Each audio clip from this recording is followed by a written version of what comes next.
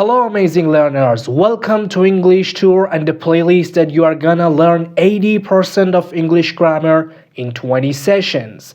Today and in the second session, we are going to build something important. No, not a house, something even better. We are building sentences. Just like every house needs a strong foundation, every sentence needs the right pieces in the right order.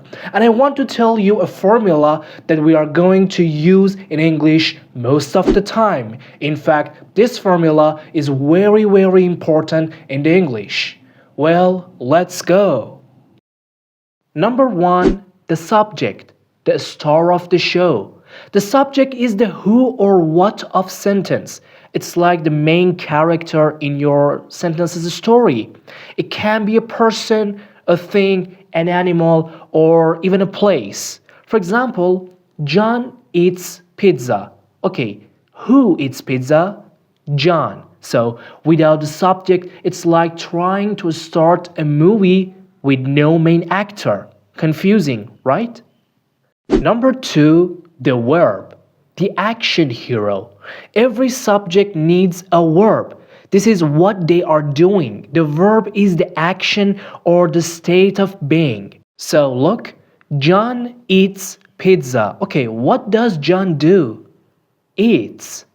Without a verb, it's like having a superhero who just sits there and does nothing. Boring, yes? So, verb shows what the subject of your sentence is doing.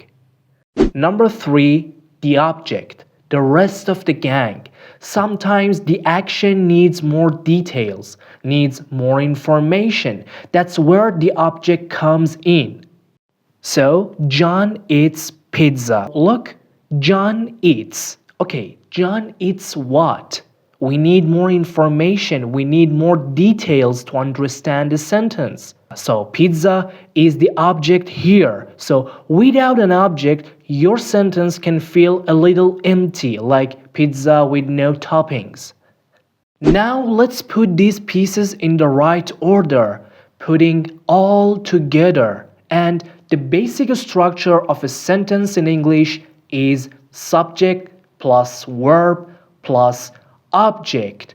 John eats pizza. It's a magical formula. Boom. Congratulations. Now you have learned how to make a sentence in English. But watch out for word order. In English, word order matters a lot. If you mess it up, things can get strange. Look at this. John eats pizza. Makes sense. But look at this one. Pizza eats John. Oh no, that's a horror movie. So always make sure your subject comes first, John, the verb next, eats, and the object last, pizza. Keep it neat. Okay, let me make it clear for you with a few more examples. The cat is chasing the mouse. She sings a song. He reads a book. In all of these examples, this formula has been followed. Okay, that's enough for this session. Keep this magic formula in your mind. If you like the video, be sure to like it and subscribe the channel to watch the playlist of 80% of English grammar in 20 sessions. Until future videos, goodbye.